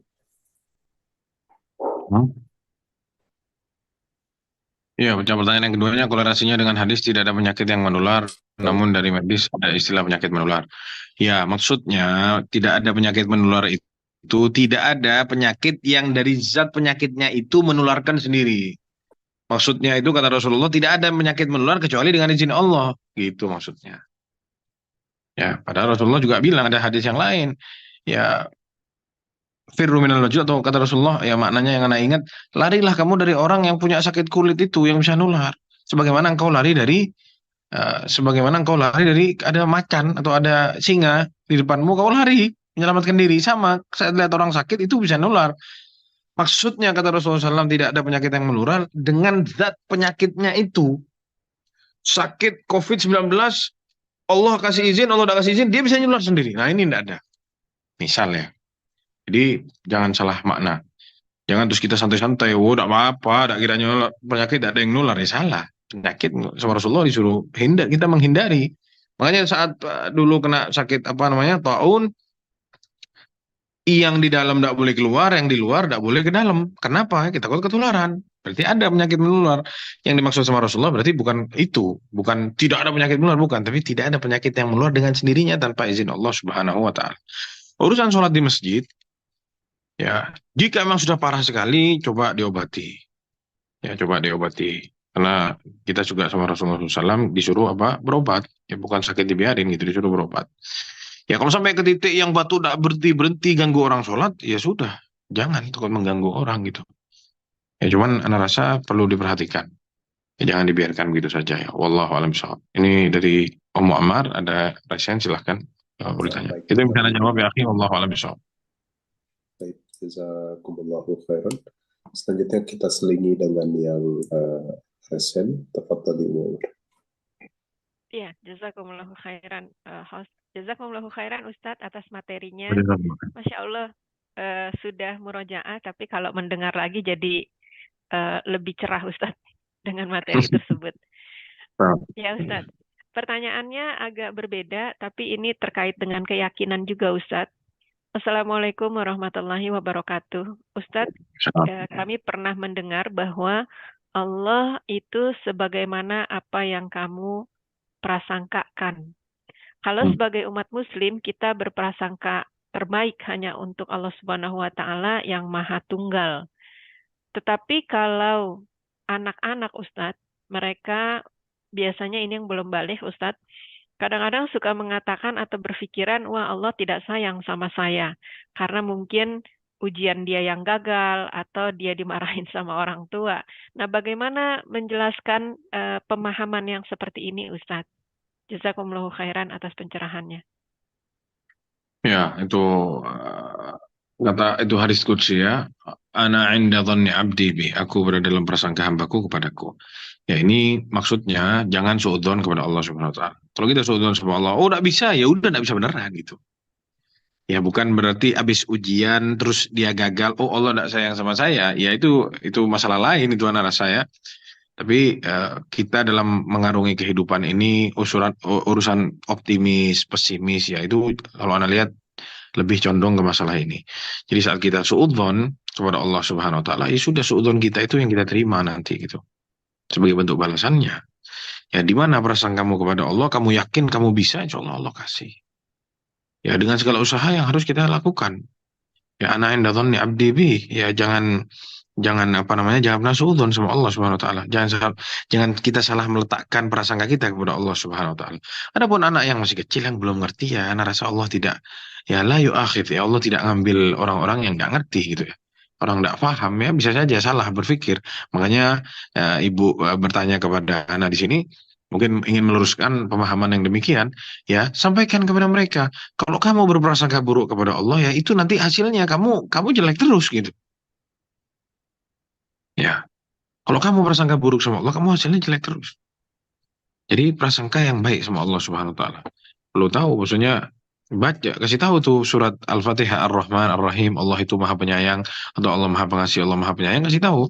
Ya kalaupun kita gagal di dunia ini bukan kegagalan sebenarnya ini ujian mungkin. Allah mau kita lebih gigih lagi misalkan. Takut kalau mungkin kita berhasil nanti kita sombong misalkan. Ya Allah mau baik sama kita. Segala yang sama Allah ditakdirkan itu kebaikan buat kita.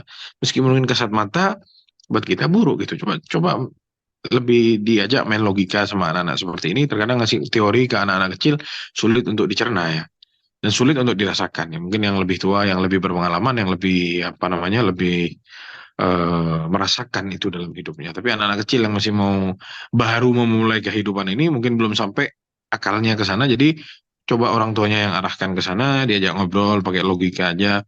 Ya, coba aja bilang sama seseorang, bilang sama dia kalau ada seseorang yang selalu pikiran jelek ke kamu, suudzon sama kamu, ya kamu baik, kamu dibilang jahat, kamu senang nggak sama dia? Pasti dia bilang nggak senang. Kenapa dia nuduh-nuduh saya terus? Ya sudah, Allah nggak senang kalau kamu nuduh-nuduh atau kamu berprasangka buruk sama Allah Subhanahu Wa Taala. Ya Allah juga nggak senang. Misalkan ya seperti itu bisa digiring pakai logika. Jadi intinya kalau masih kecil anak saya masih wajar, masih tidak paham gitu ya. Jadi Allah udah ambil. Tapi yang sudah ngerti ya ini yang berbahaya kalau dia selalu suudzon sama Allah. Ya bilang nggak bisa, nggak mungkin. Kata banyak orang gitu. Wah kamu nggak mungkin. Dikit-dikit nggak mungkin. Ini yang bahaya. Bisa jadi tidak mungkin beneran. Ya karena Allah ya selalu ya sama prasangka hambanya itu kepada Allah Subhanahu wa taala. Ini yang bisa Anda jelaskan. Semoga bisa membantu, Mbak. Om Iya, Ammar. Masya Allah Ustadz. Ini ada sambungannya Ustadz sedikit. Nah, Ustadz, bagaimana bila saya di masa lalu sebelum balik itu pernah malas-malasan sholat dan kadang-kadang berbohong sama orang tua. Bilang sholat, tapi sebenarnya tidak sholat. Kemudian ketika masa tua dan perjalanan, saya turun naik sekali Ustadz masalah majelis ilmu dan keimanan. Dan terkadang berprasangka, waduh ketika kecil saya meninggalkan sholat, dan sudah tua, afwan nih Ustadz saya bacain, dan sudah tuanya sering meninggalkan sholat. Apakah ini pertanda jelek yang diberikan kepada saya bahwa saya tidak bisa mencapai kebaikan dan bisa jadi Allah memasukkan saya ke neraka? Ya. Mohon nasihatnya Ustadz, karena belakangan ini saya khawatir sekali dengan masalah keimanan saya ini Ustadz. Jazakumullahu khairan. Ya, pertanyaan ini ditimbulkan dari rasa takut dia kepada Allah Subhanahu wa taala. Ini modal yang baik. Menurut Ana ini modal yang baik. Ya, saat dia masih hidup, sekarang sih dia masih hidup. Jangan noleh ke belakang dong. Sekarang dia bertanya karena dia tahu dia itu salah. Buat apa jawaban Ana mungkin tidak ada gunanya buat dia kalau dia masih tidak mau sholat gitu. Jadi Ana rasa dia bertanya karena dia mau merubah dirinya supaya jadi lebih baik. Jadi sudah yang ke belakang sudah tinggalkan. Tugas dia sekarang kembali ke jalan yang benar. Tugas dia sekarang dia bertobat kepada Allah Subhanahu wa taala. Tugas dia sekarang perbanyaklah beribadah kepada Allah untuk menutupi dosa-dosanya yang dulu. Itu tugas dia sekarang. Ya, saat dia sekarang sama Allah sudah mulai dikasih keimanan ini, mungkin ada amal kebaikan dia yang sama Allah diterima, yang membuat dia bertanya ini sekarang karena dia merasa takut sama Allah. Dia sadar sekarang, nah ini modal nih. Ini jangan dibuang sia-sia nih waktu ini. Sudah, masa lalu kelam buruk. Ya, dulu sahabat itu merangi Rasulullah. Khalid bin Walid merangi Rasulullah. Umar bin Khattab membunuh Nabi. Sudah, masa lalu. Saat dia sudah masuk Islam, dia perbaiki Islamnya. Dia perbaiki hidupnya. Sudah, yang berlalu, apa jangan-jangan dulu saya kafir karena Allah memasukkan saya ke neraka? Sudah, tidak ada bahasa seperti itu. Sama seperti yang bertanya sekarang. Dia bertanya, anak yakin karena dia mau menjadikan, supaya ingin, atau dia ingin menjadi lebih baik.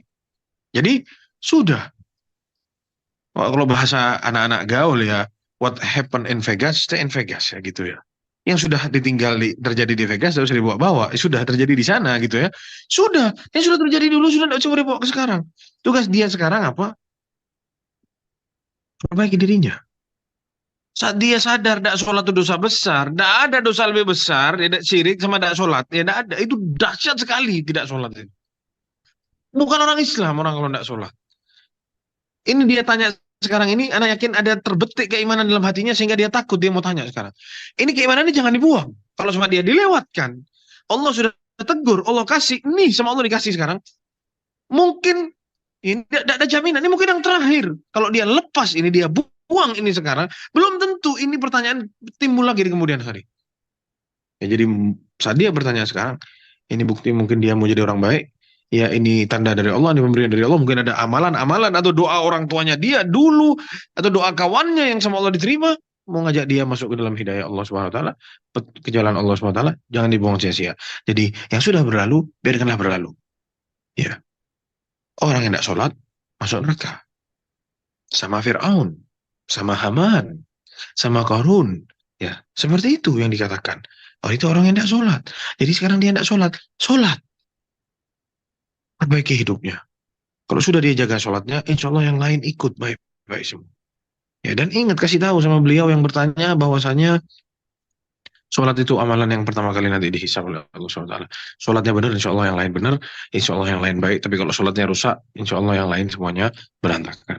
Ya, jadi ini yang bisa Anda jawab. Kalau Masya Allah. pertanyaannya belum Anda jawab, tidak masalah. Coba kita diskusi, ngobrol aja, tidak masalah. Ini orangnya langsung ngasih Masya Allah, jazakumullahu khairan atas jawaban Ustadz. Ya, Jadi dan ingat ya, kayaknya karena teringat. Jadi hidayah ini tidak mudah Allah kasih ke orang. Ya, mungkin ada amalan baik yang dia buat, mungkin ada doanya orang tuanya yang sama Allah dikabulkan. Sekarang datang dia, dan belum tentu datang lagi di waktu yang lain. Jadi mumpung saat dia datang sekarang, ambil itu, raih itu, gitu. Ya, dan ingat hidayah ini bukan cuma hidayah dari masa kegelapan ke masa cahaya, terang benderang, dari masalah jahiliyah ke zaman yang baik, bukan. Saat dia merasa sudah hijrah, dia sudah baik, terus dia merasa cukup dari hidayah. Bukan, sudah kita bahas juga di kajian-kajian kita dulu, ya dari Syekh Abdul Razak bilang hidayah itu dua, hidayah dari kegelapan menuju yang terang benderang, terus hidayah supaya bisa jalan terus di jalan yang lurus. Ya, sekarang dia bertanya mau pindah ke jalan yang baik, ambil itu, raih.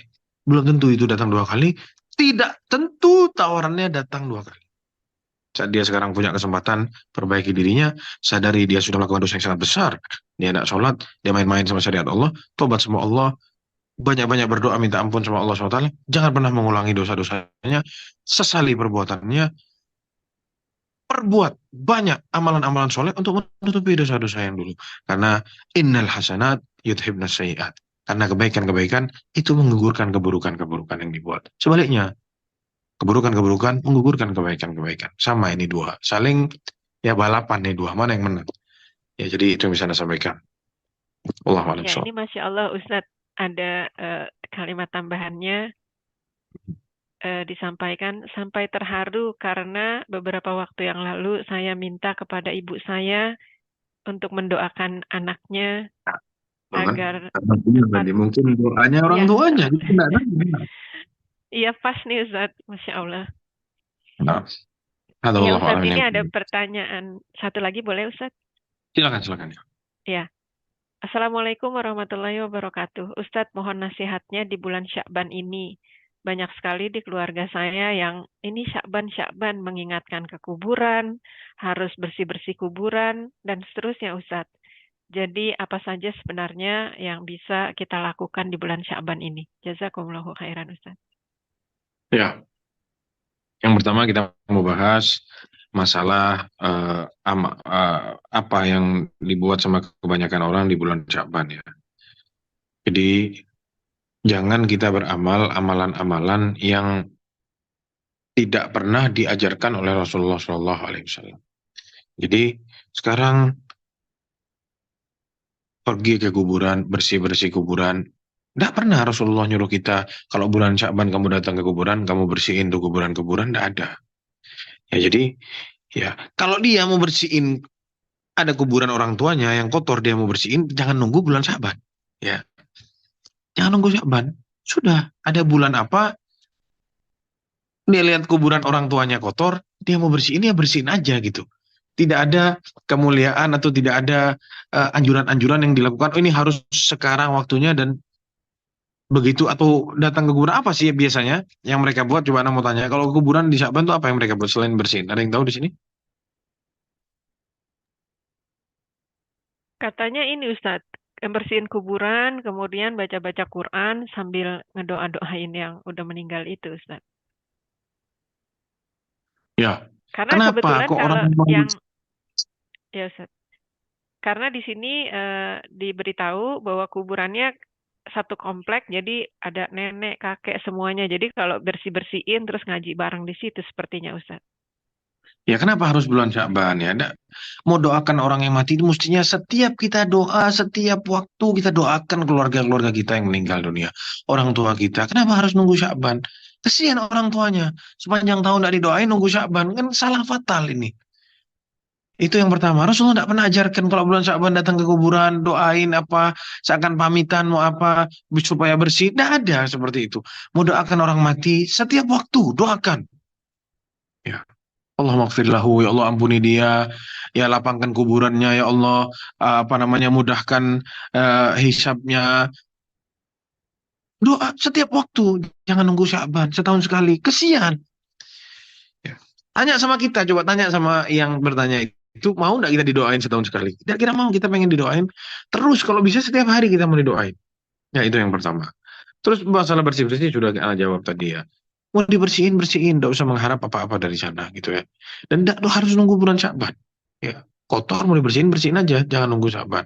Lalu amalan apa saja yang mau dikerjakan? Yang pertama pasti ya kita menyiapkan diri kita untuk menyambut bulan Ramadan. Dimana kita pelajari itu apa itu Ramadan, apa yang harus kita perbuat di dalamnya, puasa yang benar itu seperti apa. Kita perlu ilmu jamaah. Banyak orang tidak puasa Ramadannya sudah belasan kali atau puluhan kali dalam hidupnya dia lalui Ramadan, tapi tidak dapat apa-apa melainkan lapar dan dahaga saja. Wala pahala, wala dia dapat baca Al-Quran, tidak ada. Kenapa? Tidak punya ilmu soalnya. Jadi Ramadan sama tidak Ramadan sama aja. Bedanya cuma dia tidak makan, tidak minum. Ya kata Rasulullah, tidak mendapatkan apa-apa melainkan cuma haus sama lapar saja. Ya jangan sampai kita jadi orang-orang yang seperti itu. Ya, jadi pelajari fikihnya Ramadan. Itu yang perlu dilakukan. Ya, ini di bulan terakhir nih. Ini bukan khusus Sya'ban sebenarnya sepanjang tahun, tapi paling tidak ini sebagai persiapan. Kita sudah di depan mata kita, depan pintu sudah. Ya, banyak-banyak berdoa, Allahumma balighna Ramadan. Ya Allah, ampuni apa? Ya Allah, sampaikan kita ke bulan Ramadan. Ya Allah, sampaikan kita ke bulan Ramadan. Kita ini harus banyak-banyak doa. Ya. Dan ini yang dilakukan oleh dulu para salafus saleh. 6 bulan sebelum Ramadan sudah doa. Ya Allah, balighna Ramadan. Ya Allah, sampaikan kami ke bulan Ramadan. Yang dua juga memperbanyak puasa sunnah di bulan Sya'ban ya. Nah, hadisnya jelas ya, diriwayatkan oleh Imam Muslim bahwasanya kata Aisyah radhiyallahu anha, aku tidak pernah sama sekali melihat Rasulullah Shallallahu alaihi wasallam ya berpuasa secara sempurna sebulan penuh selain pada bulan Ramadan. Aku pun tidak pernah melihat beliau puasa yang lebih banyak daripada berpuasa di bulan Sya'ban. Jadi silahkan perbanyak puasa sunnah ya.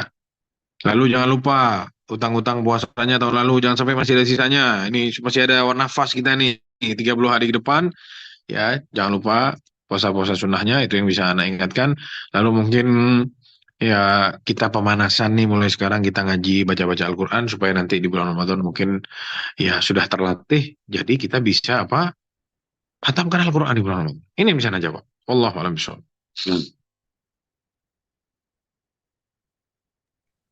Baik, Masya Allah.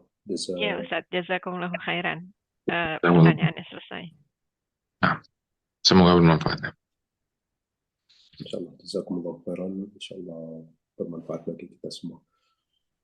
Sepertinya sudah, Afwan, ini ada yang keliwat mungkin satu tadi di chat, Afwan, dari yang bertanya, Assalamualaikum, semoga Allah menjaga Ustadz, ulama dan seluruh kaum muslimin. Izin bertanya Ustadz, apabila seorang pernah pergi ke dukun, lalu dia bertobat, apakah harus mengulangi 2 kalimat syahadat?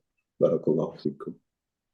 Ya rasa dia ke dukun, kalau dia dulu tidak tahu ya tidak usah lah syahadat-syahadat. Boleh mau syahadat lagi ya silahkan, tidak ada orang melarang orang mau syahadat ya. Kita setiap hari bersyahadat ya, dalam tahiyat sholat juga kita setiap hari syahadat. Cuman yang penting dia harus perhatikan taubatan nasuha, betul-betul menyesali perbuatannya. Dia sudah buat dosa yang paling besar, paling atas, nomor 1, berbuat syirik kepada Allah SWT. Ingat, yaitu menggugurkan amalan seseorang. Jadi banyak-banyak dia bertobat kepada Allah, beristighfar kepada Allah, sesali dosanya itu, dan bertekad jangan sampai kembali ke dosa-dosa seperti ini. Adapun syahadat tidak syahadat, ya terserah dia. Anda mau larang, jangan, tidak usah syahadat. Ya ngapain gitu ya? Silahkan syahadat. Mau syahadat tiap hari pun kita bersyahadat dalam sholat.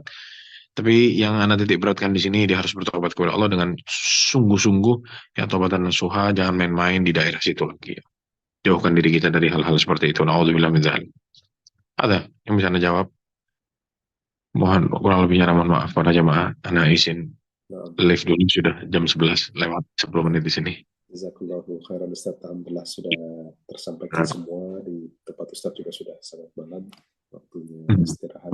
Jami'an, insyaallah di pertemuan yang terakhir kita bahas 2 kaidah langsung dan kita tutup insyaallah qaidul arba, dan nanti kita pindah ke kitab yang lain باذنillah.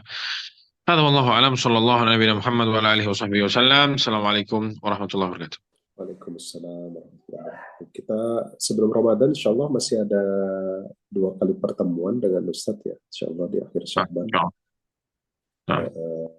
Mungkin nanti bisa kita diskusikan kalau satu pertemuan selesai, mungkin satu pertemuan lagi bisa diisi dengan nasihat sebelum Ramadan, mungkin Ustadz tematik sebelum masuk ke kitab yang baru. InsyaAllah, ana usahakan. Bismillah. InsyaAllah.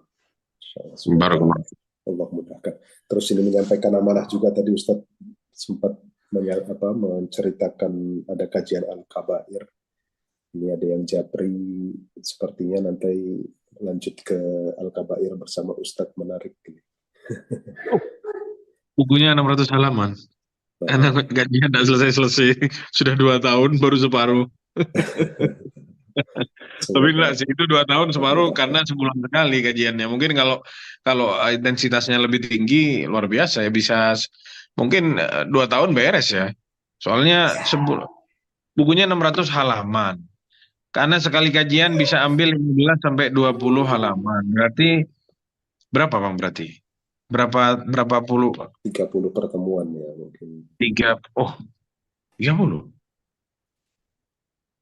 30 pertemuan, iya benar. 30 pertemuan, 24 ya. Jadi kalau sebulan, kalau setiap pekan ngaji Al-Kabair 20 halaman, berarti 4 kali. Setahun habis Bang, Bisa 1 tahun habis. Dan juga Pak, kalau kajian online kita tidak perlu terlalu panjang, tapi kita titik intinya aja, yang penting-penting nanti kita lanjut. Jadi mungkin setahun selesai, insyaallah. Insyaallah, semoga Allah mudahkan nanti. Bukunya segini, lumayan. Halamannya. Jangan awal-awalnya aja semangat, nanti sampai tengah berguguran ya, biasanya begitu. Jazakallah khairan. Baik, Ustaz, tafadhal jika mau istirahat. Baik, ana pamit dulu para jamaah. Barakallahu fikum. Assalamualaikum. Waalaikumsalam. Baik jamaah semua, jazakumullahu khairan atas partisipasinya dalam kajian malam hari ini. Barakallahu fikum. Semoga Allah mudahkan, kita jumpa lagi di pertemuan selanjutnya. Jangan lupa besok